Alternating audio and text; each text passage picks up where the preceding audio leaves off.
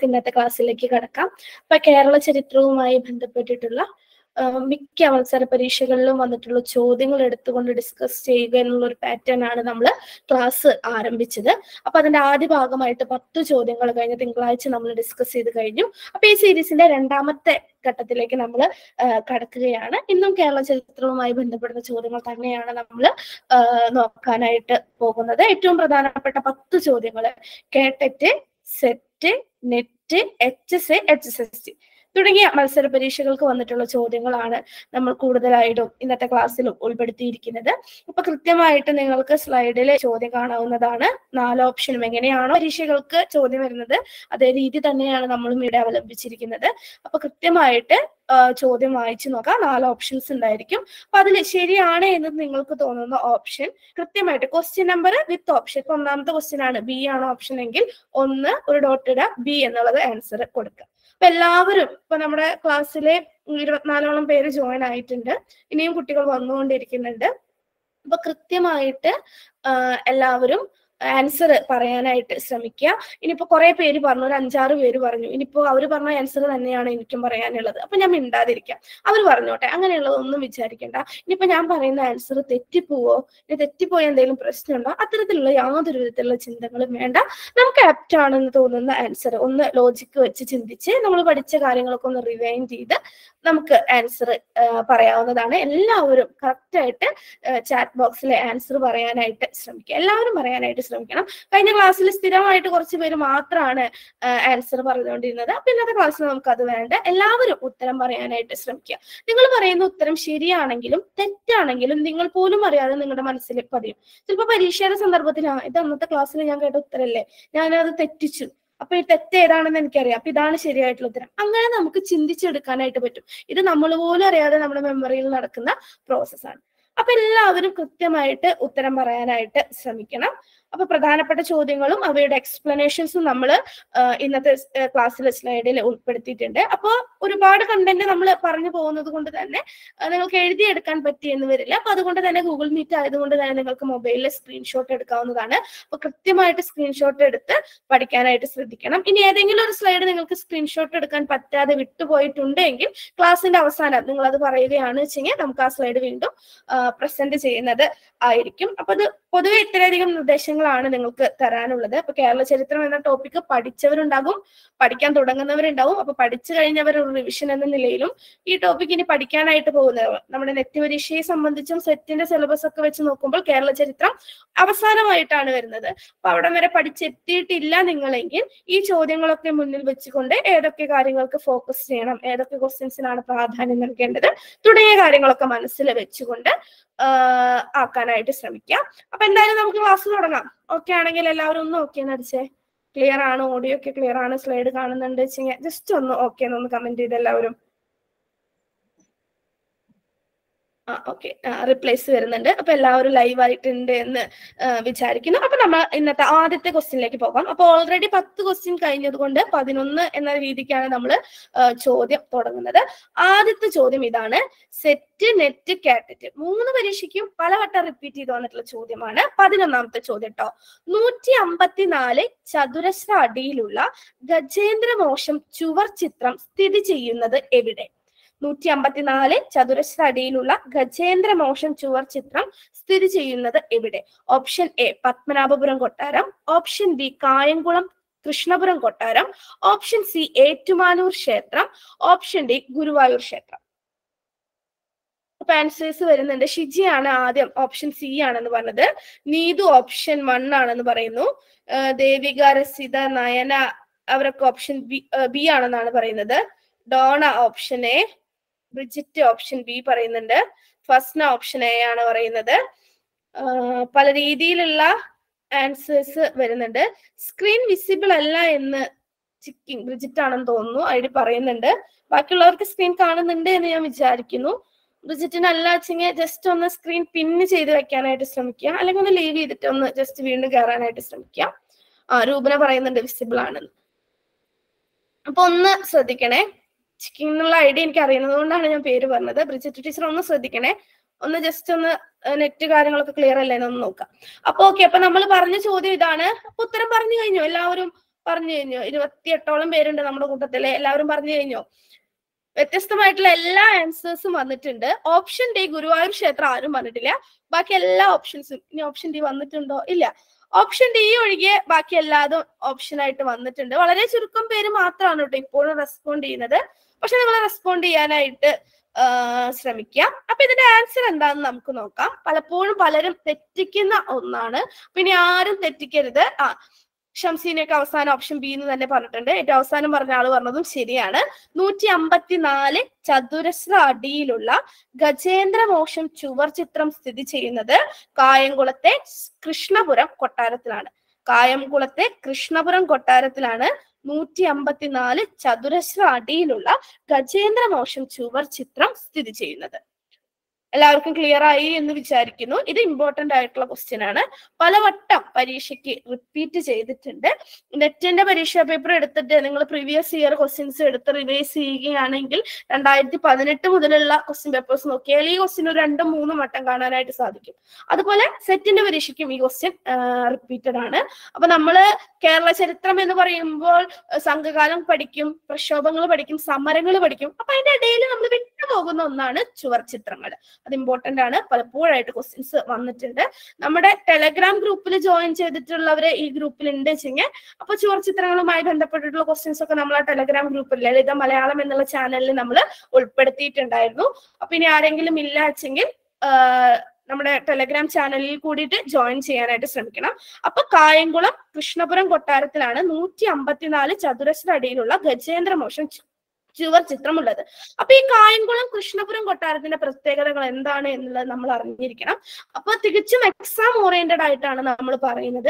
ഒരുപക്ഷെ നിങ്ങൾക്ക് തോന്നാൻ നെറ്റ് പരീക്ഷയ്ക്ക് ഇങ്ങനെയൊന്നും വരില്ലല്ലോ. പക്ഷെ HSA, HSST തുടങ്ങിയ പരീക്ഷകൾക്ക് കുറച്ചും കൂടി PSC ആയതുകൊണ്ട് തന്നെ അത്തരത്തിലുള്ള കാര്യങ്ങൾക്ക് കുറച്ച് പ്രാധാന്യം നമ്മൾ നൽകേണ്ടതായിട്ടുണ്ട്. അപ്പൊ കായംകുളത്തിനടുത്ത് സ്ഥിതി ചെയ്യുന്ന കൃഷ്ണപുരം കൊട്ടാരം കേരള പുരാവസ്തു വകുപ്പിന്റെ കീഴിൽ സംരക്ഷിക്കപ്പെടുന്ന ഒരു ചരിത്ര സ്മാരകമാണ്. 18ാം നൂറ്റാണ്ടിന്റെ തുടക്കത്തിൽ കായംകുളം പിടിച്ചെടുത്ത മാർത്താണ്ഡവർമ്മയാണ് കൊട്ടാരം ഇന്ന് കാണുന്ന രീതിയിൽ പുതുക്കി പണിതത്. നിങ്ങൾ എഴുതിയെടുക്കാനായിട്ട് നിൽക്കണമെന്നില്ല, സ്ക്രീൻഷോട്ട് എടുത്താൽ മതിയാകും. ഇത് പത്മനാഭപുരം കൊട്ടാരത്തിന്റെ ചെറുപതിപ്പാണ് എന്ന് പറയാനായിട്ട് സാധിക്കും. തമിഴ്നാട്ടെ കന്യാകുമാരി ജില്ലയിൽ സ്ഥിതി ചെയ്യുന്ന പത്മനാഭപുരം കൊട്ടാരത്തിന്റെ അതേ മാതൃകയിലാണ് അത്രേ കൃഷ്ണപുരം കൊട്ടാരവും നിർമ്മിച്ചിട്ടുള്ളത്. അപ്പൊ കായംകുളത്തുള്ള കൃഷ്ണപുരം കൊട്ടാരത്തെ കുറിച്ചിട്ടാണ് നമ്മൾ പറഞ്ഞുകൊണ്ടിരിക്കുന്നത്. അപ്പൊ പത്മനാഭപുരം കൊട്ടാരത്തിന്റെ ചെറുപതിപ്പ് എന്നറിയപ്പെടുന്ന കൊട്ടാരം ഏതാണ്? കായംകുളം കൃഷ്ണപുരം കൊട്ടാരമാണ്. ഇത് പുതുക്കി പണി കഴിപ്പിച്ചത് ആരാണ്? മാർത്താണ്ഡവർമ്മയാണ്. അപ്പൊ അതുപോലെ തന്നെ ഇമ്പോർട്ടന്റ് ആയിട്ടുള്ള ഒരു കാര്യമാണ് ഗജേന്ദ്രമോക്ഷം ചുവർ ചിത്രം. അപ്പൊ കൃഷ്ണപുരം കൊട്ടാരത്തിലെ ഏറ്റവും വലിയ ആകർഷണമാണ് ഇവിടെ സൂക്ഷിച്ചിരിക്കുന്ന ഗജേന്ദ്രമോക്ഷം ചുവർ ചിത്രം. കേരളത്തിൽ കണ്ടെത്തിയതിൽ വെച്ച് ഏറ്റവും വലിപ്പമേറിയ ഒറ്റ പാനൽ ചുവർ ചിത്രമാണിത്. 154 ചതുരശ്ര അടി വിസ്തൃതിയിലുള്ള ഈ ചുവർ ചിത്രം കൊട്ടാരത്തിലെ നീരാഴിക്കെട്ടിലെ തേവാര മുറിയിലാണ് സൂക്ഷിച്ചിരിക്കുന്നത്. അപ്പൊ അത്തരത്തിലുള്ള കാര്യങ്ങളൊക്കെ വേണമെങ്കിൽ നമുക്കൊന്ന് ലിസ്റ്റ് ചെയ്ത് കളയാം. പക്ഷെ ഇമ്പോർട്ടന്റ് ആയിട്ടുണ്ട്, കേരളത്തിൽ കണ്ടെത്തിയതിൽ വെച്ചിട്ട് ഏറ്റവും വലിപ്പമേറിയ ഒറ്റ പാനൽ ചുവർ ചിത്രം കൂടിയാണ് ഏത്? ഗജേന്ദ്രമോക്ഷം ചുവർ ചിത്രം. സ്ഥിതി ചെയ്യുന്നത് കൃഷ്ണപുരം, കായംകുളത്തെ കൃഷ്ണപുരം കൊട്ടാരത്തിനാണ്. ഇതൊരു ഒറ്റ പാനൽ ചുവർ ചിത്രമാണ്. പച്ചിലച്ചാറ്, പഴച്ചാറ്, മഞ്ഞൾപ്പൊടി, ചുണ്ണാമ്പ്, അതുപോലെ തന്നെ കള്ളിമുള്ളിന്റെ നീര്, പനച്ചക്കയുടെ പശ, ഇഷ്ടികപ്പൊടി, അതായത് തികച്ചും ജൈവമായിട്ടുള്ള വസ്തുക്കൾ മാത്രമാണ് ഇത് വരയ്ക്കാനായിട്ട് ഉപയോഗിച്ചിരിക്കുന്നത്. ഇനി ഋതുമ തടാകത്തിൽ ഗജേന്ദ്രന് വിഷ്ണു മോക്ഷം നൽകുന്ന കഥാസന്ദർഭം ആണ് ഈ ഗജേന്ദ്രമോക്ഷം ചുവർ ചിത്രമായിട്ട് ആലേഖനം ചെയ്യപ്പെട്ടിട്ടുള്ളത്. നമുക്ക് ചെറിയ ക്ലാസ്സുകളിലൊക്കെ നമ്മൾ കേട്ടിട്ടുള്ള കഥ തന്നെയായിരിക്കും ഗജേന്ദ്രമോക്ഷം എന്നുള്ളത്. അപ്പൊ അതിന്റെ ആശയം എന്താണ് എന്നുള്ളതാണ് ഒറ്റ ലൈനിൽ ഞാൻ പറയാനായിട്ട് ശ്രമിച്ചത്. പിന്നെ ഇത് രചിച്ചിട്ടുള്ള കാലഘട്ടം ഏതാണെന്ന് കൃത്യമായിട്ട് നമുക്ക് പറയാനായിട്ട് സാധിക്കുകയില്ല. നമുക്കറിയാം ചരിത്രപരമായിട്ടുള്ള കാര്യങ്ങൾക്ക് കൃത്യമായിട്ട് എവിഡൻസ് ഉണ്ടെങ്കിൽ മാത്രമാണ് ഇന്ന വർഷം വരച്ചതാണ് എന്ന് നമുക്ക് പറയാനായിട്ട് കഴിയുകയുള്ളൂ. അപ്പൊ അതുകൊണ്ട് തന്നെ 1750-നും 1751-നും ഇടയിൽ വരച്ചതാണ് എന്ന് നമുക്ക് ഊഹിക്കാം. 1750-നും 1753-നും ഇടയിൽ വരച്ചതാണ് എന്ന് നിഗമിക്കാം. അപ്പോ ഗജേന്ദ്രമോക്ഷം ചുവർ ചിത്രം കേരളത്തിൽ നിന്ന് കണ്ടെത്തിയതിൽ വെച്ചിട്ട് ഏറ്റവും വലിപ്പമേറിയ ഒറ്റ പാനൽ ചുവർ ചിത്രമാണ്. ഇത് എത്ര അടിയാണ്? 154 ചതുരശ്ര അടി ആണ് ഇതിന്റെ വിസ്തൃതി. പിന്നെ തികച്ചും ജൈവമായിട്ടുള്ള കാര്യങ്ങൾ ഉപയോഗിച്ചുകൊണ്ട് വരച്ചിട്ടുള്ള എന്താ പറയാ ചുവർ ചിത്രം എന്ന നിലയിലും പ്രാധാന്യം അർഹിക്കുന്നതാണ്. കായംകുളം കൃഷ്ണപുരം കൊട്ടാരത്തിലാണ് ഇത് ഉള്ളത്. അപ്പൊ ഓക്കെ അല്ലേ? ഓക്കെ ആണ് എന്ന് വിചാരിക്കുന്നു. അപ്പൊ നമുക്ക് അടുത്ത ചോദ്യത്തിലേക്ക് കടക്കാം. ഇതും ഈ ഒരു ക്വസ്റ്റ്യന് ഒരു പ്രത്യേകതയുണ്ട്. പലപ്പോഴും നമ്മൾ കേരള ചരിത്രം പഠിക്കുമ്പോൾ വിട്ടുപോകുന്ന ഒരു കുഞ്ഞു ടോപ്പിക്കാണ് കേരളത്തിലെ സാംസ്കാരിക സ്ഥാപനങ്ങൾ. അപ്പൊ ഈ ഒരു ക്വസ്റ്റ്യൻ കഴിഞ്ഞ സെറ്റ് പരീക്ഷയ്ക്ക് 2022 നടന്ന സെറ്റ് പരീക്ഷയിലെ ക്വസ്റ്റ്യൻ പേപ്പറിൽ വന്നിട്ടുള്ള ചോദ്യമാണ്. മലയാണ്മയുടെ സ്വർഗ കവാടം എന്നത് ഏത് സംഘടനയുടെ ആപ്തവാക്യമാണ്? അപ്പൊ ക്വസ്റ്റ്യനിലെ സംഘടന എന്ന് തന്നെ കൊടുത്തത് കൊണ്ടാണ് നമ്മൾ ചോദ്യത്തിൽ അങ്ങനെ തന്നെ ഉൾപ്പെടുത്തിയത്.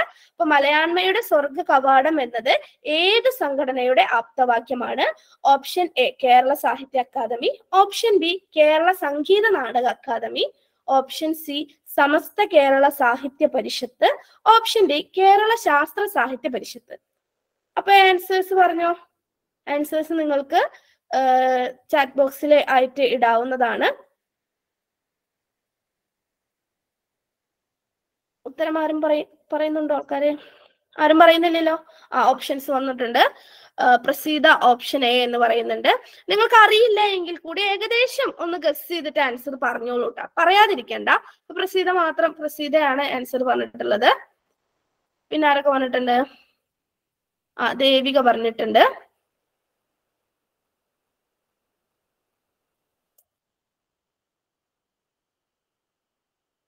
രൂപന പറഞ്ഞിട്ടുണ്ട്, വിഷ്ണു പറഞ്ഞിട്ടുണ്ട്, ആരതി, പ്രസീത, ബ്രിജിറ്റ്, ഐശ്വര്യ, ഷാലറ്റ്, ടിൻസി എല്ലാവരും ഓപ്ഷൻ എ പറയുമ്പോൾ ചില പേര് option B, Shamseena option B ആണ്, നയന, ജ്യോതി ഇവരൊക്കെ സമസ്ത കേരള സാഹിത്യ പരിഷത്താണെന്ന് പറയുന്നുണ്ട്. ഡോണയും അത് തന്നെ ആവർത്തിക്കുന്നുണ്ട്. രസിത ഓപ്ഷൻ സി പറയുന്നുണ്ട്, നിലുമോൾ ഓപ്ഷൻ സി പറയുന്നുണ്ട്. അപ്പൊ ഒരുവിധം നല്ല രീതിയിൽ തന്നെ പോളിംഗ് വന്നിട്ടുണ്ട്. ഓപ്ഷൻ എയും സിയുമാണ് കൂടുതൽ പേര് പറഞ്ഞിട്ടുള്ളത്. കേരള സാഹിത്യ അക്കാദമി എന്നുള്ള ഓപ്ഷനും ഓപ്ഷൻ സി സമസ്ത കേരള സാഹിത്യ പരിഷത്ത് എന്നുള്ള ഓപ്ഷൻസ് ആണ് കൂടുതൽ ലേണേഴ്സും പറഞ്ഞിട്ടുള്ളത്. നമുക്ക് എന്തായാലും ആൻസർ എന്താണ് എന്ന് നോക്കാം. അപ്പൊ ആൻസർ എല്ലാവരും കണ്ടല്ലോ. സി പറഞ്ഞവരും ഒരാൾ ബി പറഞ്ഞിട്ടുണ്ട്, അവരും ശ്രദ്ധിക്കുക. മലയാണ്മയുടെ സ്വർഗ കവാടം എന്നത് ഏത് സംഘടനയുടെ ആപ്തവാക്യമാണ്? ഏത് സംഘടനയുടെയാണ്? കേരള സാഹിത്യ അക്കാദമിയുടെ ആപ്തവാക്യമാണ്. കേരള സാഹിത്യ അക്കാദമി എവിടെയാണ് സ്ഥിതി ചെയ്യുന്നത്? കേരള സാഹിത്യ അക്കാദമി എവിടെ സ്ഥിതി ചെയ്യുന്നത്?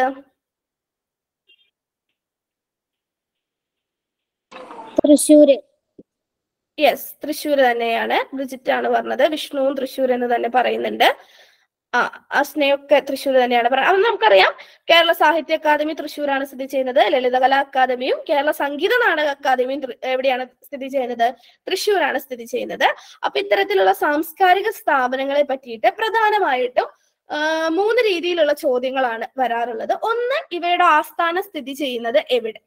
മറ്റൊന്ന്, ഇവ രൂപപ്പെട്ട കാലഗണനയ്ക്ക് അനുസരിച്ചിട്ട് ക്രമപ്പെടുത്തുക. പിന്നെ ഇവ ഓരോന്നിന്റെയും പ്രസിദ്ധീകരണങ്ങളുണ്ട്, മാസികകളുണ്ട്, അവ ഏത്?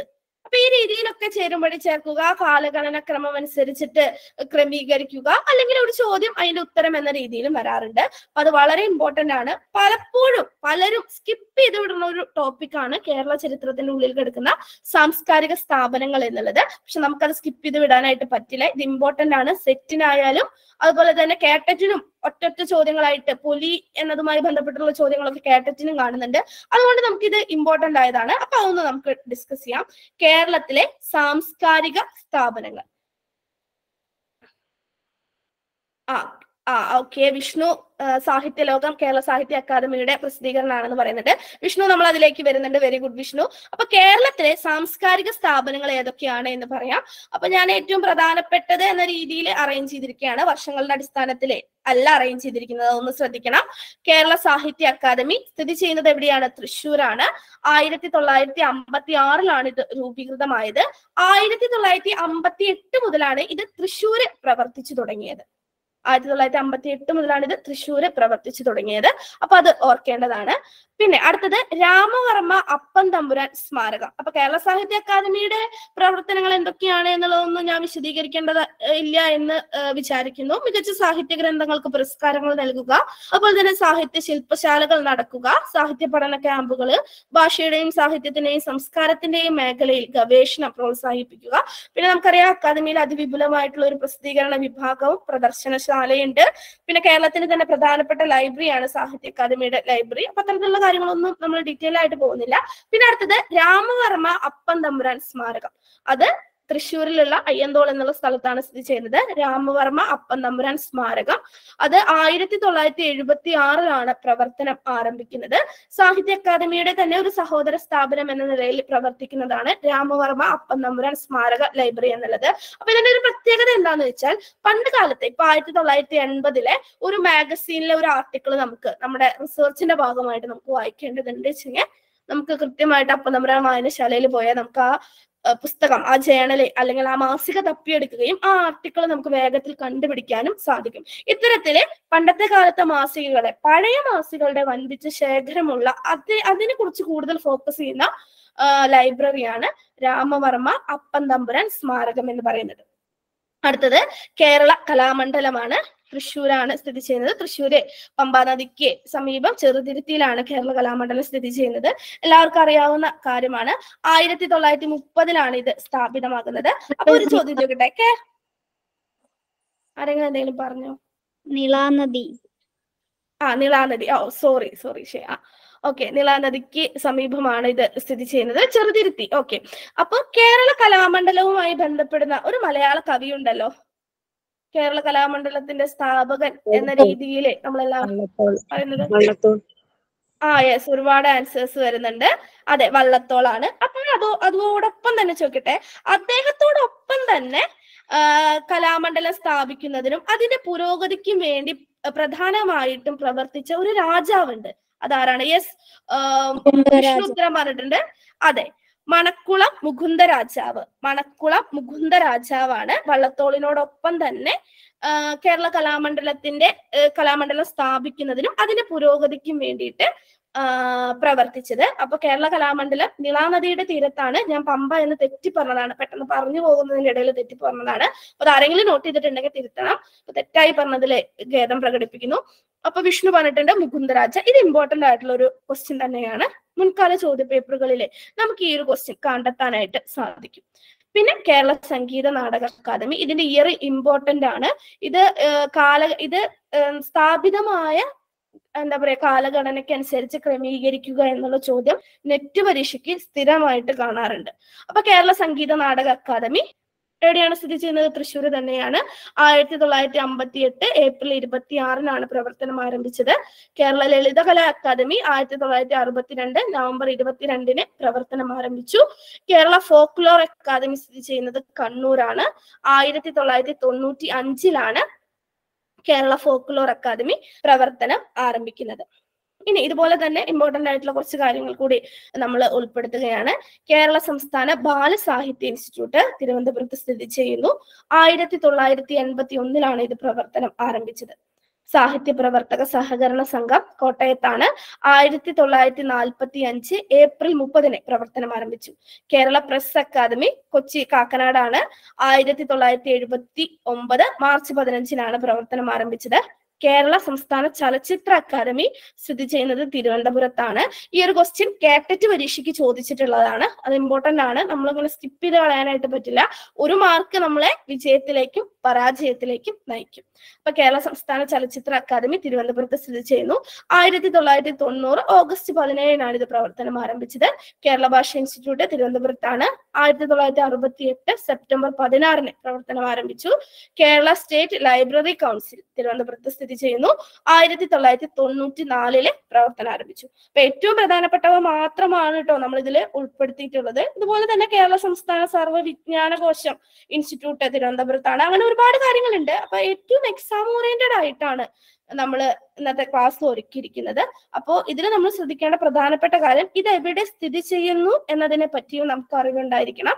ഇത് ഏത് വർഷമാണ് സ്ഥാപിതമായത് എന്നതിനെ പറ്റിയും നമുക്ക് ഏകദേശം അറിവ് ഉണ്ടായിരിക്കണം. ഇനി ഇതുപോലെ തന്നെ ഇമ്പോർട്ടന്റ് ആയിട്ടുള്ള മറ്റൊരു കാര്യമാണ് ഈ സ്ഥാപനങ്ങളുടെ പ്രസിദ്ധീകരണങ്ങളായിട്ടുള്ള മാസികകൾ. പിന്നെ അടുത്തതായിട്ട് നമ്മൾ അതാണ് നോക്കുന്നത്. ഇമ്പോർട്ടന്റ് ആണ്, പല പരീക്ഷയ്ക്കും ചോദിച്ചിട്ടുണ്ട്. ഇപ്പൊ കേരള സാഹിത്യ അക്കാദമിയുടെ പ്രസിദ്ധീകരണങ്ങൾ പ്രധാനമായിട്ടും 3 എണ്ണമാണ്.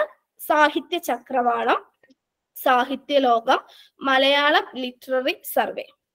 സാഹിത്യ ചക്രവാളം, സാഹിത്യലോകം, മലയാളം ലിറ്റററി സർവേ ഇമ്പോർട്ടന്റ് ആയതാണ്. താഴെ തന്നിരിക്കുന്നവയിൽ കേരള സാഹിത്യ അക്കാദമിയുടെ പ്രസിദ്ധീകരണങ്ങൾ ഏവാന്ന് ചോദിക്കും. എന്നിട്ട് നമുക്കൊരു 4 or 5 ഓപ്ഷൻസ് തരും. എയും ബിയും ശരി, എയും ബിയും മാത്രം ശരി, അങ്ങനെയുള്ള ഓപ്ഷൻസ്. അപ്പൊ ആ പാറ്റേണിലുള്ള ക്വസ്റ്റ്യൻസിൽ സ്ഥിരമായിട്ട് ചോദിക്കുന്ന ഒരു ചോദ്യമാണ്. അപ്പൊ കേരള സാഹിത്യ അക്കാദമിയുടെ പ്രസിദ്ധീകരണങ്ങൾ ഏതൊക്കെയാണ്? സാഹിത്യ ചക്രവാളം, സാഹിത്യലോകം, മലയാളം ലിറ്റററി സർവേ. ഇനി കേരള സംഗീത നാടക അക്കാദമിയുടെ പ്രസിദ്ധീകരണമാണ് കേളി.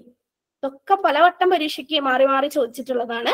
കേരള സംഗീത നാടക അക്കാദമിയുടെ പ്രസിദ്ധീകരണമാണ് കേളി. കേരള ഫോക്ലോർ അക്കാദമിയുടെ പ്രസിദ്ധീകരണം പൊലിയാണ്. കേരള ഫോക്ലോർ അക്കാദമിയുടെ പ്രസിദ്ധീകരണമാണ് പൊലി. ഈ ക്വസ്റ്റ്യൻ ഒരുപാട് വട്ടം പല പരീക്ഷയ്ക്കും റിപ്പീറ്റഡ് ആണ്. കേരള ഫോക്ലോർ അക്കാദമിയുടെ പ്രസിദ്ധീകരണം ഏതാണ്? പൊലി. നേരെ തിരിച്ചും ചോദിക്കാട്ടാ, പൊലി ഏത് സ്ഥാപനത്തിന്റെ പ്രസിദ്ധീകരണമാണ് എന്ന് ചോദിച്ചാൽ നമുക്ക് ഉത്തരം എഴുതാനായിട്ട് കിട്ടണം. അപ്പൊ കേരള സംസ്ഥാന ബാലസാഹിത്യ ഇൻസ്റ്റിറ്റ്യൂട്ടിന്റെ പ്രസിദ്ധീകരണം തളിരാണ്.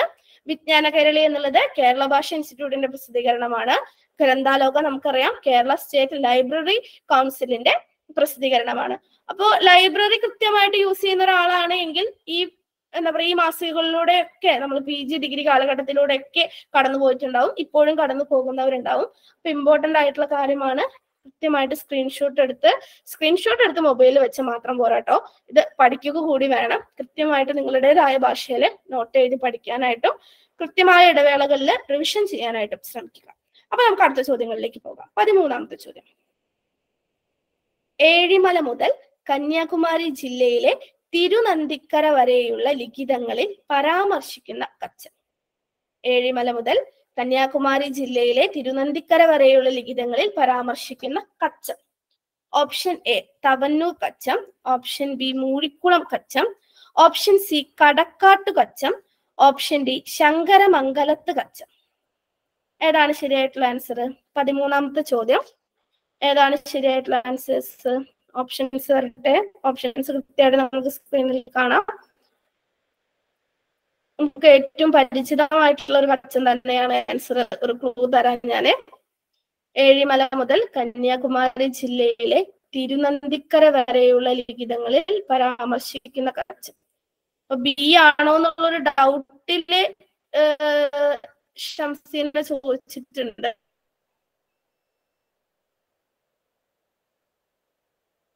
നമുക്ക് നോക്കാം. വിഷ്ണു ബി ആണെന്ന് പറഞ്ഞിട്ടുണ്ട്. ആരതിയും ബി, അതായത് മൂഴിക്കുളം കച്ചമാണ് ഒരുപാട് പേര് പറഞ്ഞിട്ടുള്ളത്. വേറെ ഏതെങ്കിലും ആൻസേഴ്സ് വരുന്നുണ്ടോ എന്നുള്ളതും കൂടി നമുക്ക് പരിഗണിക്കേണ്ടതുണ്ട്. ഒരുവിധം എല്ലാവരും ഓപ്ഷൻ ബി ആണ് പറയുന്നത്. മൂഴിക്കുളം കച്ചം എന്ന് തന്നെയാണ് എല്ലാവരും പറയുന്നത്. അപ്പൊ നമുക്ക് എന്തായാലും ആൻസറിലേക്ക് പോകാം. നമ്മൾ വൈകിപ്പിക്കേണ്ട കാര്യമില്ല. ഏതാണ്? ഓപ്ഷൻ ബി മൂഴിക്കുളം കച്ചമാണ് ശരിയായിട്ടുള്ള ഉത്തരം. അപ്പൊ ഉത്തരം പറഞ്ഞ എല്ലാവർക്കും അഭിനന്ദനങ്ങൾ നേരുകയാണ്. പിന്നെ ഈ ഉത്തരം അറിയാതെ ആരെങ്കിലും ഇരുന്നിട്ടുണ്ടെങ്കിൽ അവർ കൃത്യമായി ശ്രദ്ധിക്കുക. ഏഴിമല മുതൽ കന്യാകുമാരി ജില്ലയിലെ തിരുനന്ദിക്കര വരെയുള്ള ലിഖിതങ്ങളിൽ പരാമർശിക്കുന്ന കച്ചം ഏതാണ്?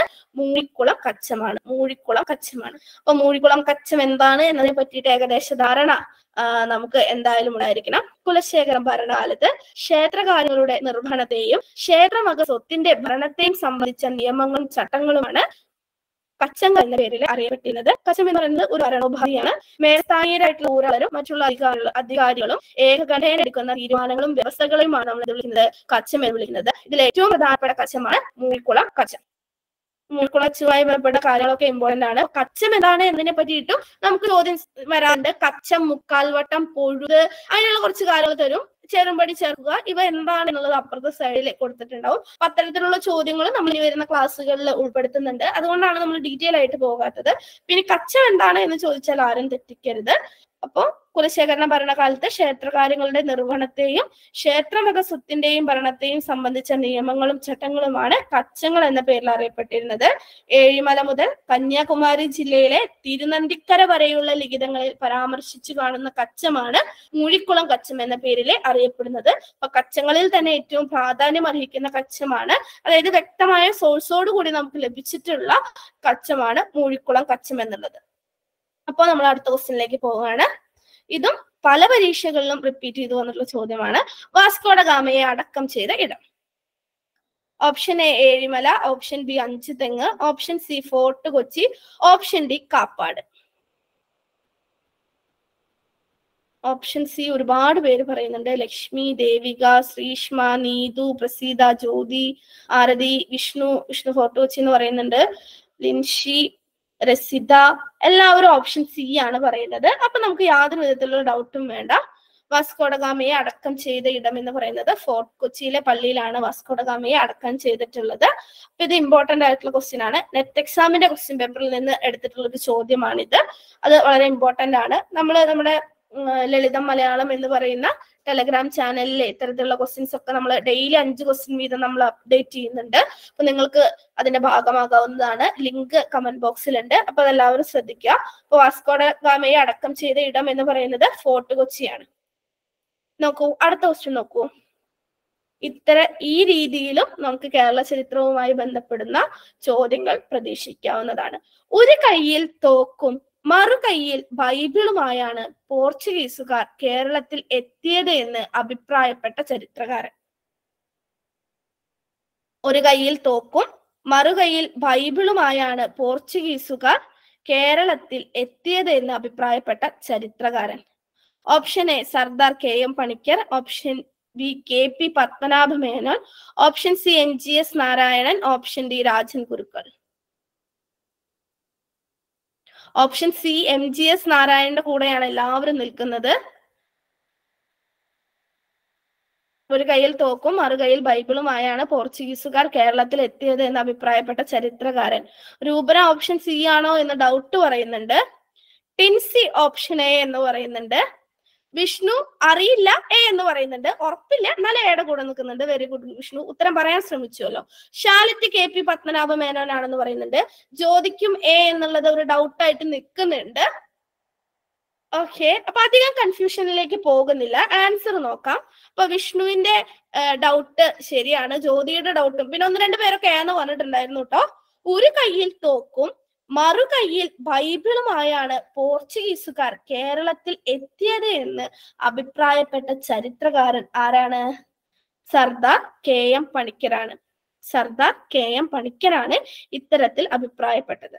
ഇനി ആരും ഇത് തെറ്റിക്കരുത്, ഇത് ഇമ്പോർട്ടന്റ് ആയത് തന്നെയാണ്. ഒരു കൈയിൽ തോക്കും മറുകൈയിൽ ബൈബിളുമായാണ് പോർച്ചുഗീസുകാർ കേരളത്തിൽ എത്തിയത് എന്ന് അഭിപ്രായപ്പെട്ടത് സർദാർ KM പണിക്കരാണ്. അപ്പൊ ഇതേ രീതിയിലുള്ള ക്വസ്റ്റ്യൻ ഇനിയും വരുന്നത് കൊണ്ട് ഇവിടെ നമ്മൾ എക്സ്പ്ലനേഷൻസ് വെച്ചിട്ടില്ല.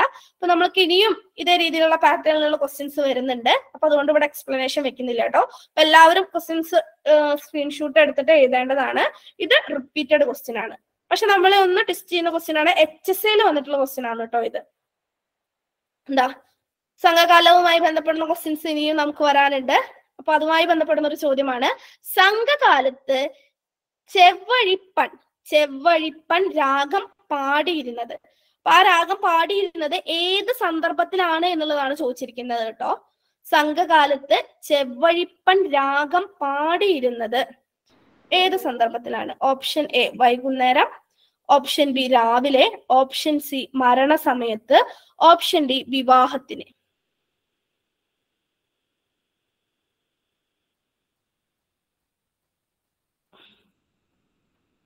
നയനയും അഭിനവും ഷാലറ്റും ലിൻസിയും ഒക്കെ ഓപ്ഷൻ എ എന്നാണ് പറയുന്നത്. സംഘകാലത്ത് ചെവ്വഴിപ്പൻ രാഗം പാടിയിരുന്നത് ഓപ്ഷൻ എ ആണ്. ഒരുവിധം എല്ലാവരും പറയുന്നത് ഓപ്ഷൻ എ ആണ്. വേറെ ഏതെങ്കിലും അഭിപ്രായം ആർക്കെങ്കിലും ഉണ്ടോ? ജ്യോതി ഓപ്ഷൻ സി മരണസമയത്താണ് എന്ന് പറയുന്നുണ്ട്. ഓപ്ഷൻ സി എന്ന് ജ്യോതി പറയുന്നുണ്ട്. ഷമീസ ദേവിക ഓപ്ഷൻ സി പറയുന്നുണ്ട്. ഹരിതയും ഓപ്ഷൻ സി ആണ് എന്നാണ് പറയുന്നത്. ഇനി വേറെ ഓപ്ഷൻസ് വിഷ്ണു ഓപ്ഷൻ ബി രാവിലെ എന്നുള്ളതിലേക്ക് പോകുന്നുണ്ട്. ഇനി ആർക്കെങ്കിലും വേറെ എന്തെങ്കിലും ഓപ്ഷൻസ് പറയാനുണ്ടോ? സംഘകാലത്ത് ചെവ്വഴിപ്പൻ രാഗം പാടിയിരുന്നത്. അപ്പൊ പല രീതിയിലുള്ള ഓപ്ഷൻസ് വന്നിട്ടുള്ളത് കൊണ്ട് നമ്മൾ അധികം കൺഫ്യൂഷനിലേക്ക് നിൽക്കുന്നില്ല. സംഘകാലത്ത് ചെവ്വഴിപ്പൻ രാഗം പാടിയിരുന്നത് വൈകുന്നേരമാണ്. ചെവ്വഴിപ്പൻ രാഗം പാടിയിരുന്നത് വൈകുന്നേരമാണ്. ഓപ്ഷൻ എ ആണ് ശരിയായിട്ടുള്ളത്. ചെവ്വഴിപ്പൻ രാഗം പാടിയിരുന്നത് സംഘകാലത്ത്. അപ്പൊ സംഘകാലത്തിനെ പറ്റിയിട്ട് ക്ലാസ് എടുക്കുന്നത് കൊണ്ട് ഈ ഒരു ഷോർട്ട് ടൈമിൽ നമ്മളത് ഡിസ്കസ് ചെയ്യുന്നില്ല. സംഘകാലത്ത് ചെവ്വഴിപ്പൻ രാഗം പാടിയിരുന്നത് വൈകുന്നേരമാണ്. അടുത്ത ചോദ്യം പിടിച്ചോ. 17ാമത്തെ ചോദ്യം. അടിമത്തം നിരോധിച്ച രാജവംശം. അടിമത്തം നിരോധിച്ച രാജവംശം. Option A Kolathiri, option B Samoothiri, option C Kochi, option D Thiruvithamkoor. Vishnu option D Thiruvithamkoor ആണെന്ന് പറയുന്നുണ്ട്. രൂപന, അഭിനവ്, ഷാലറ്റ് ഒക്കെ ഓപ്ഷൻ ഡി ആണെന്നാണ് പറയുന്നത്. ഓപ്ഷൻ ഡി അല്ലാണ്ട് വേറെ ഏതെങ്കിലും ഓപ്ഷൻ വരുന്നുണ്ടോ? ഷംസീനയും option D, Praseetha option D, Neethu option D പറയുന്നുണ്ട്. ഇനി ആർക്കും ഡൗട്ട് ഇല്ലാത്തൊരു കാര്യമാണെന്ന് തോന്നുന്നു. അടിമത്തം നിരോധിച്ച രാജവംശം ഏതാണ്? തിരുവിതാംകൂർ രാജവംശമാണ്. തിരുവിതാംകൂർ രാജവംശം തന്നെയാണ്. അടിമത്തം നിരോധിച്ച രാജവംശം ഏതാണ്? തിരുവിതാംകൂർ രാജവംശം. അടുത്ത ക്വസ്റ്റ്യൻ നോക്കിക്കോ. മൂഷിക വംശത്തിൽ പരാമർശിക്കുന്ന ബുദ്ധമത കേന്ദ്രം. ചില കൃതികളിലെ മൂഷക വംശം എന്നും കാണുന്നുണ്ട്. അപ്പൊ ഞാനിവിടെ ഇത് റെഫർ ചെയ്തിരിക്കുന്നത് ഉള്ളൂരിന്റെ കേരള സാഹിത്യ ചരിത്രത്തെ ആസ്പദമാക്കിയിട്ടാണ്. അപ്പൊ അതില് മൂഷക വംശം എന്നല്ല മൂഷിക വംശം എന്നാണ് കാണുന്നത്. അതുകൊണ്ട് അതേ കാര്യം തന്നെയാണ് ഇവിടെ കൊടുത്തിരിക്കുന്നത്. അത്തരത്തിൽ ഡൗട്ട് വരണ്ട എന്നതുകൊണ്ടാണ് അത് ആദ്യമേ തന്നെ പറയുന്നത്. ഉള്ളൂര് മൂഷിക വംശം എന്നാണ് പരാമർശിച്ചിരിക്കുന്നത്.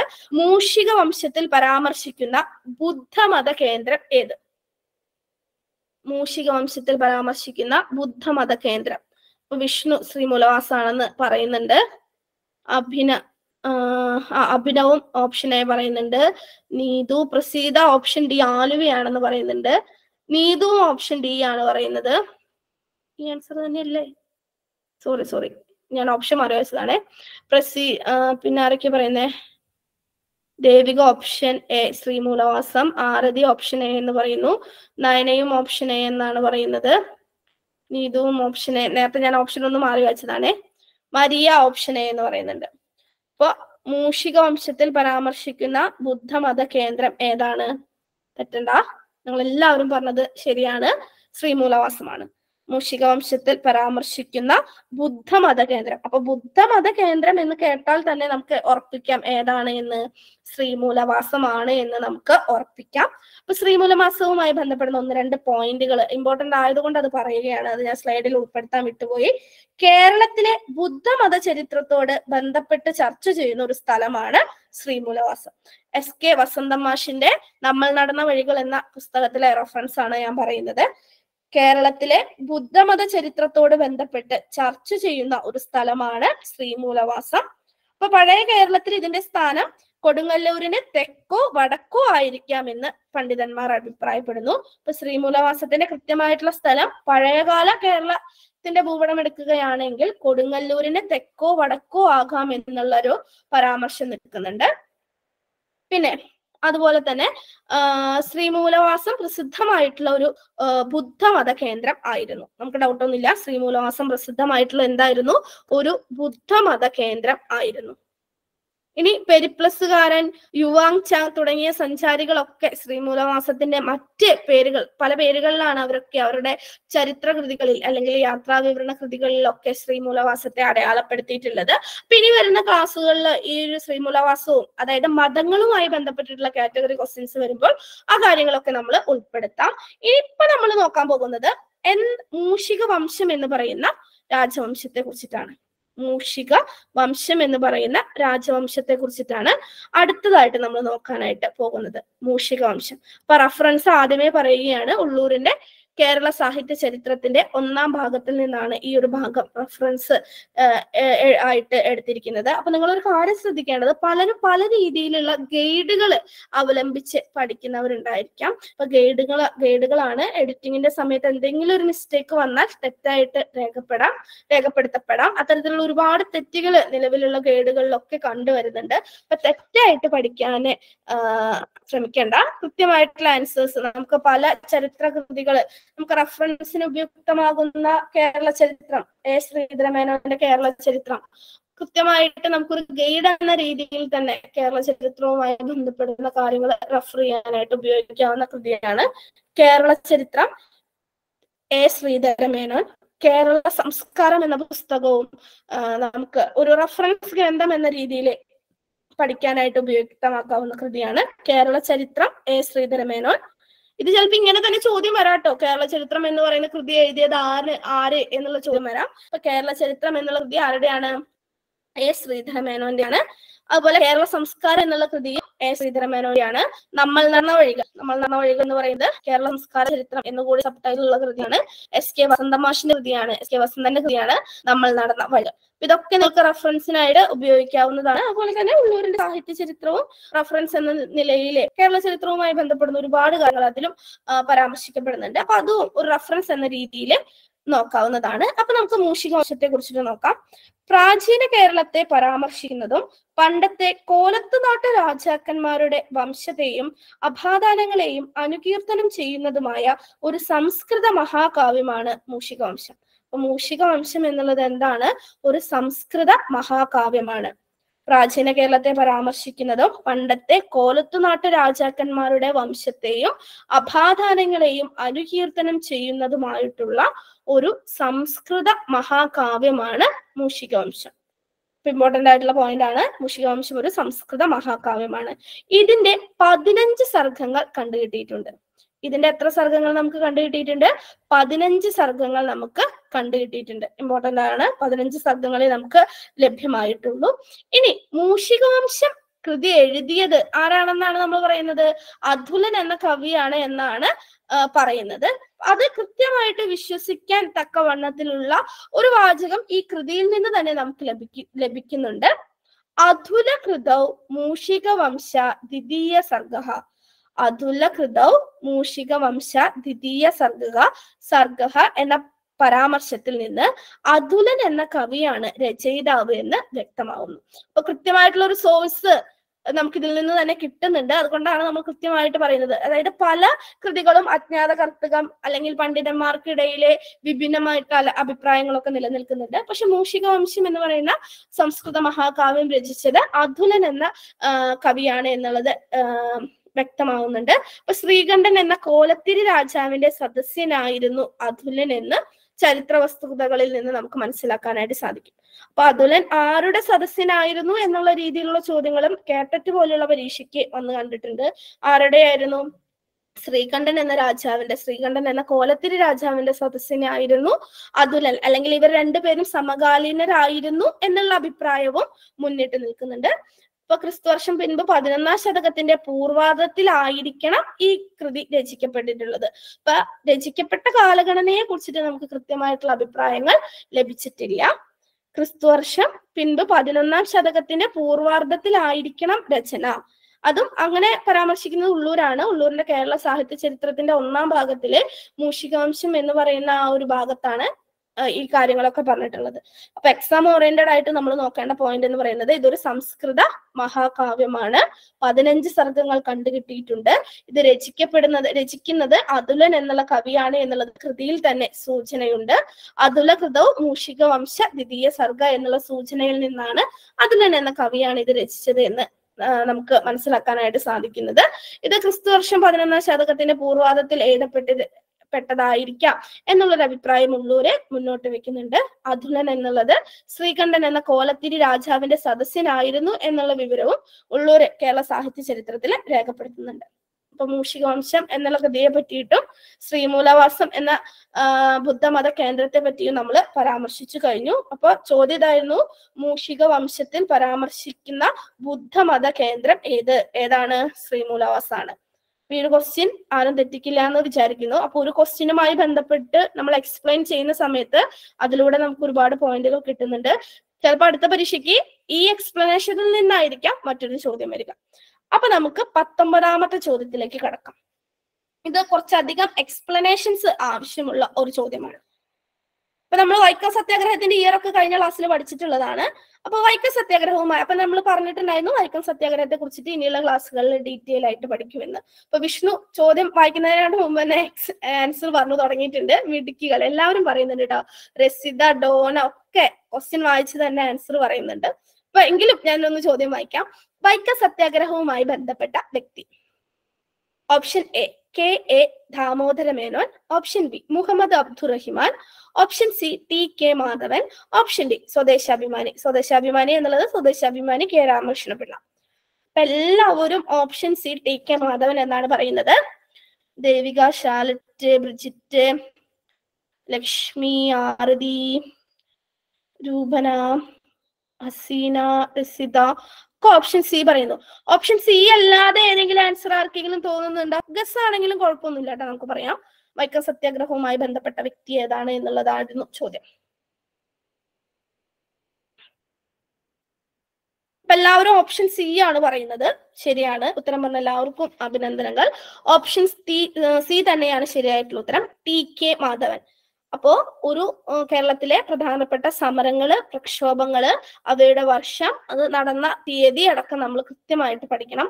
അത് മാത്രം പഠിച്ചാൽ പോരാ, അതുമായി ബന്ധപ്പെട്ട് നിൽക്കുന്ന വ്യക്തികൾ ആരൊക്കെയാണ് എന്ന കാര്യത്തിന് നമ്മൾ പ്രാധാന്യം നൽകേണ്ടതുണ്ട്. അപ്പൊ അത്തരത്തിൽ നോക്കുമ്പോൾ വളരെ ഇമ്പോർട്ടന്റ് ആയതാണ് വൈക്കം സത്യാഗ്രഹം. അപ്പൊ എല്ലാവരും ഒന്ന് പറഞ്ഞേ, വൈക്കം സത്യാഗ്രഹം നടന്ന വർഷം ഏതാ?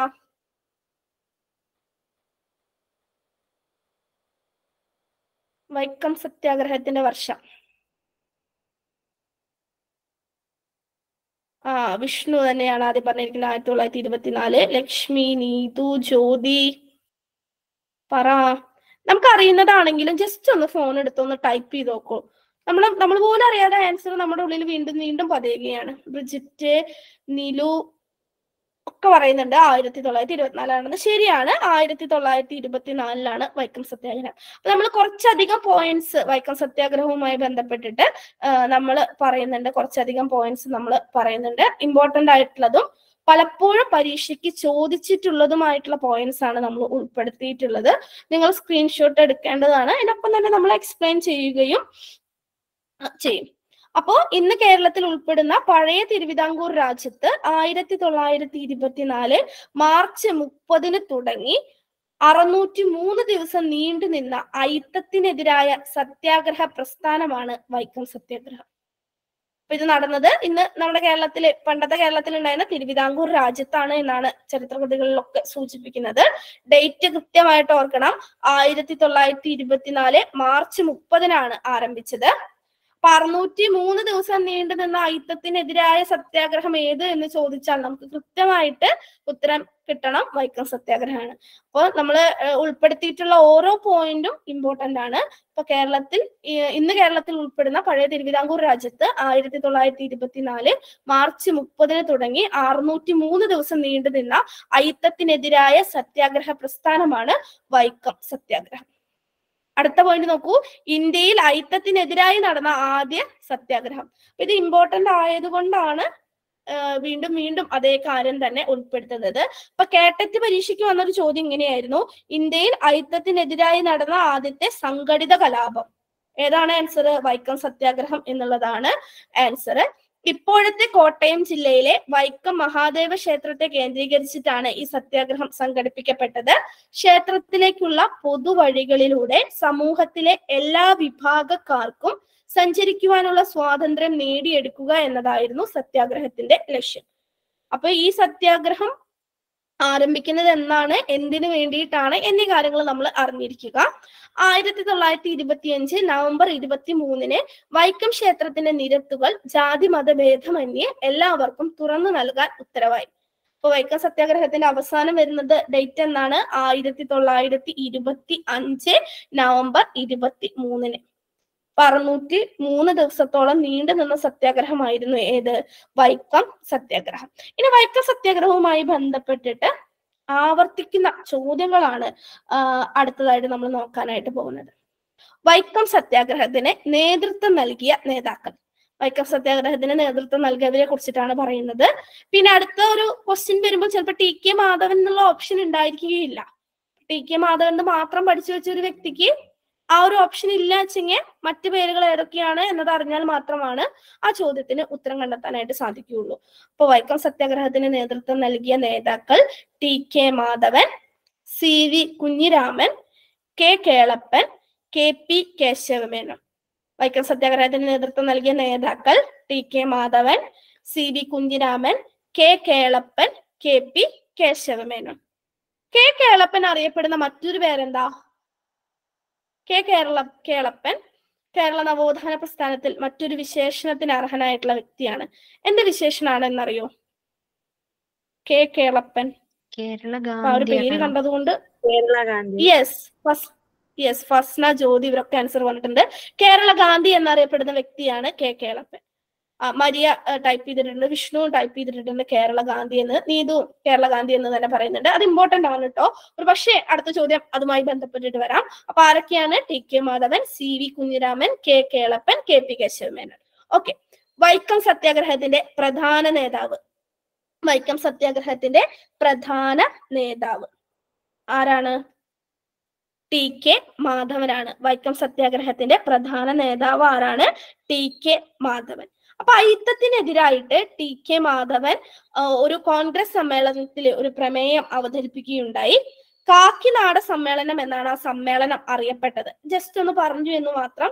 ഇത് മുൻപത്തെ PSC എക്സാമിന് വന്നിട്ടുള്ളതാണ്. HSC അല്ല, മറ്റൊരു PSC എക്സാമിന് ചോദിച്ചിട്ടുള്ള ഒരു ചോദ്യമായിരുന്നു ഇത്. സ്റ്റെനോടൈപ്പിസ്റ്റിന് ചോദിച്ചിട്ടുള്ള ഒരു ചോദ്യമായിരുന്നു. അതുകൊണ്ട് ഇത് വൈക്കം സത്യാഗ്രഹവുമായി ബന്ധപ്പെടുന്നു എന്നതുകൊണ്ട് ഉൾപ്പെടുത്തി എന്ന് മാത്രം.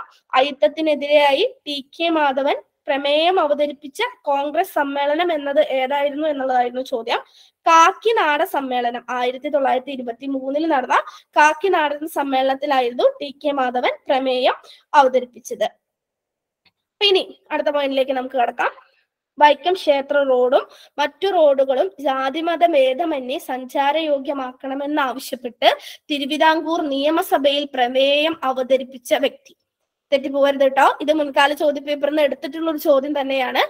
വൈക്കം ക്ഷേത്ര റോഡും മറ്റു റോഡുകളും ജാതിമത ഭേദമന്യേ സഞ്ചാരയോഗ്യമാക്കണമെന്നാവശ്യപ്പെട്ട് തിരുവിതാംകൂർ നിയമസഭയിൽ പ്രമേയം അവതരിപ്പിച്ച വ്യക്തി N കുമാരനാണ്. പല പല ക്വസ്റ്റ്യൻ പേപ്പറുകളിൽ നിന്ന് എടുക്കുന്ന ചോദ്യങ്ങളാണിത്. അതുകൊണ്ടാണ് ആവർത്തിക്കുന്ന ചോദ്യങ്ങൾ എന്നുള്ള സെഗ്മെന്റിൽ ഇത് ഉൾപ്പെടുത്തിയത്. അപ്പൊ ആരാണ് എന്നുള്ള കാര്യത്തിൽ ഡൗട്ട് ഒന്നും വേണ്ട. ഒരു പക്ഷെ ഇനിയും ഈ ചോദ്യം റിപ്പീറ്റ് ചെയ്ത് വരാം. വൈക്കം സത്യാഗ്രഹത്തിന് പിന്തുണ നൽകിക്കൊണ്ട് പഞ്ചാബിൽ നിന്നെത്തിയ വിഭാഗം. HSCക്ക് ചോദിച്ചിട്ടുള്ള ചോദ്യമാണ് കേട്ടോ. വൈക്കം സത്യാഗ്രഹത്തിന് പിന്തുണ നൽകിക്കൊണ്ട് പഞ്ചാബിൽ നിന്നെത്തിയ വിഭാഗം അകാലികൾ. വൈക്കം സത്യാഗ്രഹത്തിന് പിന്തുണ നൽകിക്കൊണ്ട് പഞ്ചാബിൽ നിന്നെത്തിയ വിഭാഗം അകാലികൾ. HSC പരീക്ഷ എഴുതാൻ പോകുന്നവര് ഈ കൂട്ടത്തിലുണ്ടോ എന്നുള്ളത് എനിക്കറിയില്ല. അങ്ങനെ ഉള്ളവരുണ്ട് എങ്കിൽ HSCയുടെ ജനറൽ പേപ്പറിൽ സിലബസ് പഠിച്ചിട്ടുള്ള ഒരു വ്യക്തിക്ക് അറിയാം കേരള റിനൈസൻസ് ഉണ്ട്. അപ്പൊ അതില് കൃത്യമായിട്ട് കേരള നവോത്ഥാനവുമായി ബന്ധപ്പെട്ടിട്ട് നമുക്ക് പഠിക്കാനുള്ള ഒന്നാണ് ഏത്? വൈക്കം സത്യാഗ്രഹം എന്നുള്ളത്. 2018 നടന്ന HSCയുടെ പേപ്പറിൽ വന്നിട്ടുള്ള ഒരു ചോദ്യമാണ് ബ്രാക്കറ്റിലായിട്ട് കൊടുത്തിരിക്കുന്നത്. അകാലികളുടെ നേതാവ്. വൈക്കം സത്യാഗ്രഹത്തിന് പിന്തുണ നൽകിക്കൊണ്ട് പഞ്ചാബിൽ നിന്നെത്തിയ വിഭാഗമായിരുന്നു അകാലികൾ. അകാലികളുടെ നേതാവിന്റെ പേരാണ് ജനറൽ പേപ്പറിൽ ചോദിച്ചിട്ടുള്ളത്. ഇപ്പൊ കേരള ചരിത്രം പഠിക്കുക എന്നുള്ളത് സബ്ജക്റ്റ് മലയാളം എന്ന സബ്ജക്റ്റിന് മാത്രമല്ല ജനറൽ പേപ്പറിലും നമുക്ക് യൂസ് ചെയ്യും. ലാല ലാൽ സിംഗ് ആണ് അകാലികളുടെ നേതാവായിട്ട് കേരളത്തിൽ എത്തിയത്. ഓക്കെ. വൈക്കം സത്യാഗ്രഹ സ്മാരകം സ്ഥിതി ചെയ്യുന്നത് എവിടെ തന്നെയാണ്? വൈക്കത്ത് തന്നെയാണ്. വൈക്കം സത്യാഗ്രഹ സ്മാരകം സ്ഥിതി ചെയ്യുന്നത് വൈക്കത്ത് തന്നെയാണ്. ഇനി ആവർത്തിക്കുന്ന അടുത്ത സെറ്റ് ചോദ്യങ്ങളിലേക്ക് നമ്മൾ കടക്കുകയാണ്. ഇമ്പോർട്ടന്റ് ആണ് കേട്ടോ. വൈക്കം സത്യാഗ്രഹത്തിനോടനുബന്ധിച്ച് മധുരയിൽ നിന്ന് വൈക്കത്തേക്ക് ജാഥ നയിച്ച ദേശീയ നേതാവ്. HSCയുടെ ജനറൽ പേപ്പറിൽ വന്നിട്ടുള്ള ക്വസ്റ്റ്യൻ ആണ്. ഞാനത് മലയാളത്തിലേക്ക് കൺവേർട്ട് ചെയ്തു എന്ന് മാത്രം. വൈക്കം സത്യാഗ്രഹത്തോടനുബന്ധിച്ച് മധുരയിൽ നിന്ന് വൈക്കത്തേക്ക് ജാഥ നയിച്ച ദേശീയ നേതാവ് E.V. രാമസ്വാമി നായ്ക്കർ. E.V. രാമസ്വാമി നായ്ക്കർ ആണ് വൈക്കം സത്യാഗ്രഹത്തിനോടനുബന്ധിച്ച് മധുരയിൽ നിന്ന് വൈക്കത്തേക്ക് ജാഥ നയിച്ച ദേശീയ നേതാവ് EV രാമസ്വാമി നായ്ക്കർ. അപ്പൊ അതിനോടൊപ്പം തന്നെ ഒരു പോയിന്റ് ഇമ്പോർട്ടന്റ് ആണ്, ഇത് നമ്മുടെ മലയാളം പേപ്പറിൽ തന്നെ ചോദിച്ചിട്ടുള്ളതാണ്. വൈക്കം ഹീറോ എന്നറിയപ്പെടുന്നത് ആര്? വൈക്കം ഹീറോ എന്നറിയപ്പെടുന്നത് ആര്? അപ്പൊ പലപ്പോഴും വൈക്കം ഹീറോ എന്ന് പറയുമ്പോൾ നമ്മുടെ മനസ്സിൽ TK മാധവൻ എന്നുള്ള ഒരു പേരുള്ളത് കൊണ്ട് തന്നെ നമ്മൾ അത് ചൂസ് ചെയ്യാനായിട്ട് സാധ്യതയുണ്ട്. അത്തരത്തിൽ തെറ്റിച്ച പല കുട്ടികളെയും അറിയാം. അതുകൊണ്ടാണ് ഇമ്പോർട്ടന്റ് ആയതുകൊണ്ട് വീണ്ടും എടുത്തു പറയുന്നത്. അപ്പൊ തെറ്റരുത്. അഭിനവും വിഷ്ണുവും എല്ലാം പറയുന്നുണ്ട് EV ആണ് എന്ന് പറയുന്നുണ്ട്. അപ്പൊ EV രാമസ്വാമി നായ്ക്കർ തന്നെയാണ് വൈക്കം ഹീറോ എന്ന പേരിൽ അറിയപ്പെടുന്നത്. വൈക്കം സത്യാഗ്രഹത്തിനോടനുബന്ധിച്ച് മധുരയിൽ നിന്ന് വൈക്കത്തേക്ക് ജാഥ നയിച്ച ദേശീയ നേതാവായിരുന്നു EV രാമസ്വാമി നായ്ക്കർ. തമിഴ്നാട്ടിൽ നിന്ന് വൈക്കം സത്യാഗ്രഹവുമായി ബന്ധപ്പെട്ട ദേശീയ നേതാവ്, പങ്കെടുത്ത ദേശീയ നേതാവ് എന്നും ചോദ്യം വരാട്ടോ. അപ്പൊ ആരും തെറ്റിക്കരുത്, അതും EV രാമസ്വാമി നായ്ക്കരാണ്. ഇനി വൈക്കം സത്യാഗ്രഹവുമായി ബന്ധപ്പെട്ട് വൈക്കത്ത് നിന്നും തിരുവനന്തപുരത്തേക്ക് സംഘടിപ്പിച്ച ജാഥയാണ് സവർണ ജാഥ. നമ്മൾ എല്ലാവരും കേട്ടിട്ടുണ്ടാവും, നമുക്ക് അറിയാവുന്നതുമായിരിക്കും. പക്ഷെ കേട്ടറ്റിനൊക്കെ സ്ഥിരമായിട്ട് ഇതുമായി ബന്ധപ്പെടുന്ന ചോദ്യങ്ങൾ വരാറുണ്ട്. വൈക്കം സത്യാഗ്രഹവുമായി ബന്ധപ്പെട്ട് വൈക്കത്ത് നിന്നും തിരുവനന്തപുരത്തേക്ക് സംഘടിപ്പിച്ച ജാഥയാണ് എന്ത് പേരിൽ അറിയപ്പെടുന്നത്? സവർണ ജാഥ എന്ന പേരില് അറിയപ്പെടുന്നത്. ഇമ്പോർട്ടന്റ് ആണ്. അപ്പൊ സവർണ ജാഥ നയിച്ചത് ആരാണ്? സവർണ ജാഥ നയിച്ചത് ആരാണ്? മന്നത്ത് പത്മനാഭനാണ്. മന്നത്ത് പത്മനാഭനാണ്. ഇനി സവർണ ജാഥ ആരംഭിച്ച വർഷം അതൊന്ന് നോട്ട് ചെയ്തോളൂ. 1924 നവംബർ 1 സവർണ ജാഥ ആരംഭിച്ചത്. സവർണ ജാഥ ആരംഭിച്ചത് 1924 നവംബർ 1 ഇതുവരെ ചോദിച്ച് കണ്ടിട്ടില്ല, അതുകൊണ്ട് ആവർത്തിക്കുന്ന ചോദ്യങ്ങൾ എന്ന സെഗ്മെന്റിൽ ഉൾപ്പെടുത്തിയില്ല. പക്ഷെ ഇനി ചോദിച്ചു കൂടായികയില്ല കേട്ടോ. സവർണ ജാഥ ആരംഭിച്ചത് 1924 നവംബർ 1 സവർണ ജാഥ തിരുവനന്തപുരത്ത് എത്തിയത് നവംബർ 12 ആരംഭിച്ചത് 1924 നവംബർ 1 തിരുവനന്തപുരത്ത് എത്തിയത് നവംബർ 12. ഇമ്പോർട്ടന്റ് ആണ്. അപ്പൊ വൈക്കത്ത് നിന്നും തിരുവനന്തപുരത്തേക്ക് സംഘടിപ്പിച്ച ജാഥ സവർണ ജാഥ, അത് നയിച്ചത് മന്നത്ത് പത്മനാഭനാണ്. ആരുടെ നിർദ്ദേശപ്രകാരമാണ് സവർണ ജാഥ സംഘടിപ്പിക്കപ്പെട്ടത്? ഇതൊക്കെ ക്വസ്റ്റ്യൻ പേപ്പറിലുള്ള ക്വസ്റ്റ്യൻസ് ഒരുമിച്ച് ചേർത്തു എന്ന് മാത്രം. ആരുടെ നിർദ്ദേശപ്രകാരമാണ് നയിച്ചത്? ആരുടെ നിർദ്ദേശപ്രകാരമാണ്? ഗാന്ധിജിയുടെ നിർദ്ദേശപ്രകാരമാണ് സവർണ ജാഥ സംഘടിപ്പിക്കപ്പെട്ടത്. വൈക്കം ക്ഷേത്രത്തിലേക്കുള്ള എല്ലാ വഴികളും ജാതിമത ഭേദമന്യേ എല്ലാവർക്കും തുറന്നു കൊടുക്കണമെന്ന് അഭ്യർത്ഥിച്ച് നിവേദനം സമർപ്പിച്ചത് ആർക്കാണ്? മഹാറാണി സേതുലക്ഷ്മി ബായിക്കാണ് നിവേദനം സമർപ്പിക്കപ്പെട്ടത്. തെറ്റരുത്. വൈക്കം ക്ഷേത്രത്തിലേക്കുള്ള എല്ലാ വഴികളും ജാതിമത ഭേദമന്യേ എല്ലാവർക്കും തുറന്നു കൊടുക്കണമെന്ന് അഭ്യർത്ഥിച്ച് നിവേദനം സമർപ്പിച്ചത് മഹാറാണി സേതുലക്ഷ്മി ബായിക്കാണ്. ഇനി മറ്റൊരു ക്വസ്റ്റ്യൻ, ഇത് HSSയുടെ ജനറൽ പേപ്പറിൽ വന്നിട്ടുള്ളതാണ്, ഞാൻ സ്ലൈഡിൽ ഉൾപ്പെടുത്തിയിട്ടില്ല, വായിക്കാം.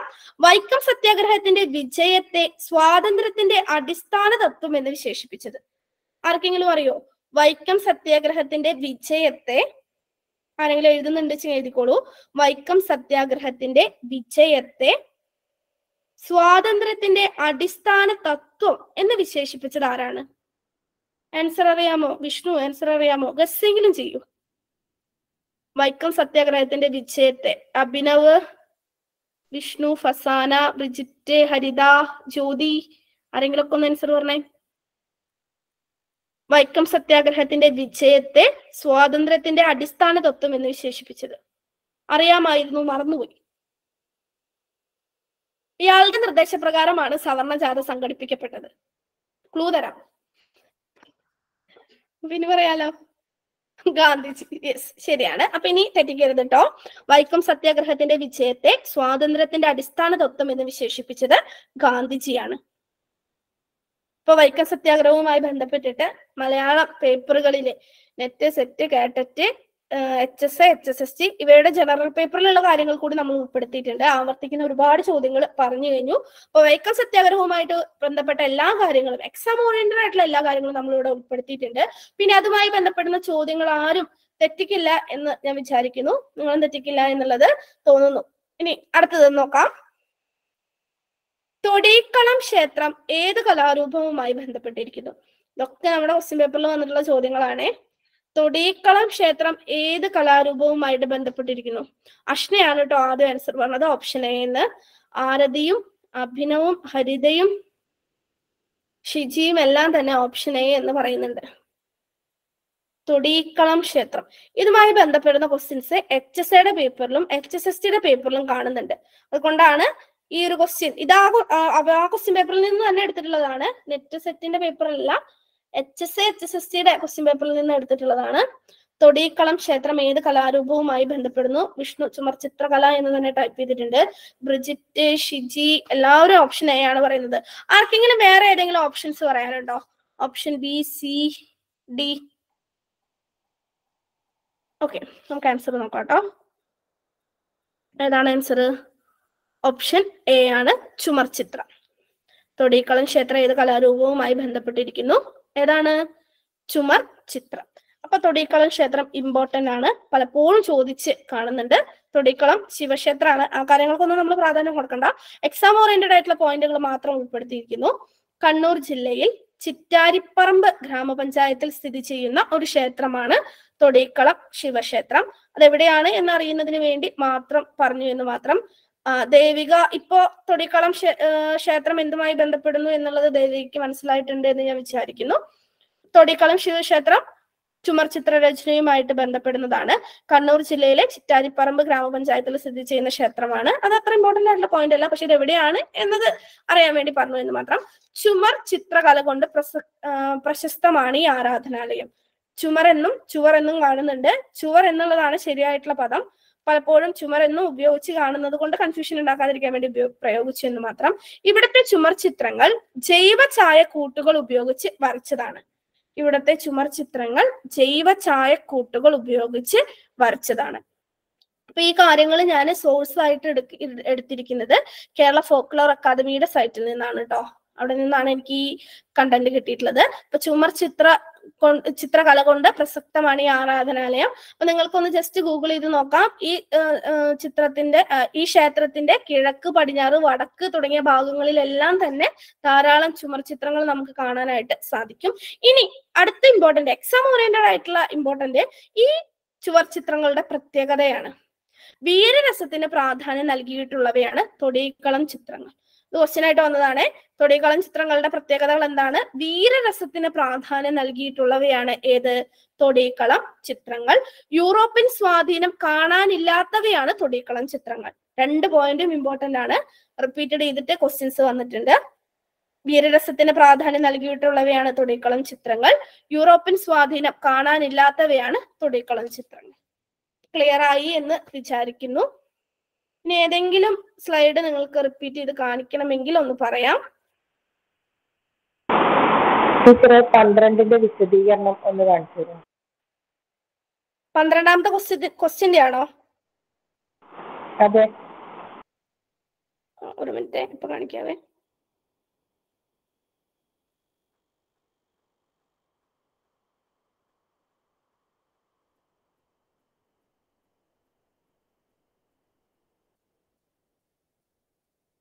കേരളത്തിലെ സാംസ്കാരിക സ്ഥാപനങ്ങളെ പറ്റിയിട്ട് പറയുന്നതാണ്. ആദ്യത്തെ സ്ലൈഡ് ഒന്ന് കാണിക്കുമോ എന്ന് വിഷ്ണു ചോദിച്ചിട്ടുണ്ട്. വിഷ്ണു കാണിക്കാം. കേരളത്തിലെ സാംസ്കാരിക സ്ഥാപനങ്ങൾ സ്ക്രീൻഷോട്ട് എടുത്തു എന്ന് കരുതുന്നു. അടുത്ത സ്ലൈഡ് ഞാൻ പോവുകയാണ്. കേരളത്തിലെ സാംസ്കാരിക സ്ഥാപനങ്ങൾ നമ്മൾ 2 സ്ലൈഡിലായിട്ടാണ് കണ്ടന്റ് ഉൾപ്പെടുത്തിയിട്ടുണ്ടായിരുന്നത്. 2ാമത്തെ സ്ലൈഡാണിത്. അതുപോലെ തന്നെ നമ്മൾ പറഞ്ഞിട്ടുള്ളതായിരുന്നു ഈ സാംസ്കാരിക സ്ഥാപനങ്ങളുമായി ബന്ധപ്പെടുന്ന പ്രധാനപ്പെട്ട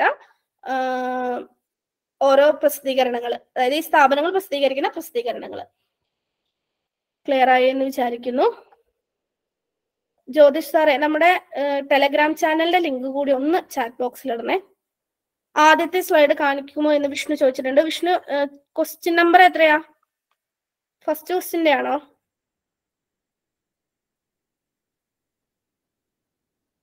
ഇതായിരുന്നു ഇന്ന് ഡിസ്കസ് ചെയ്ത ആദ്യത്തെ ക്വസ്റ്റ്യൻ.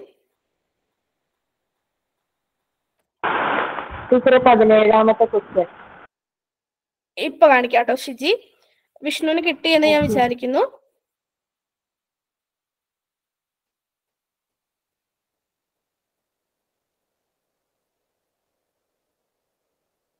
വിഷ്ണു സ്ക്രീൻഷോട്ട് എടുത്തു കഴിഞ്ഞെങ്കിൽ ഒന്ന് പറയണേ. ഓക്കെ, ഷിജി ഏതായിരുന്നു പറഞ്ഞത്? 17. ഓക്കെ, ഇപ്പൊ കാണിക്കാം. അടിമത്തം നിരോധിച്ച രാജവംശം തിരുവിതാംകൂർ ആണ്.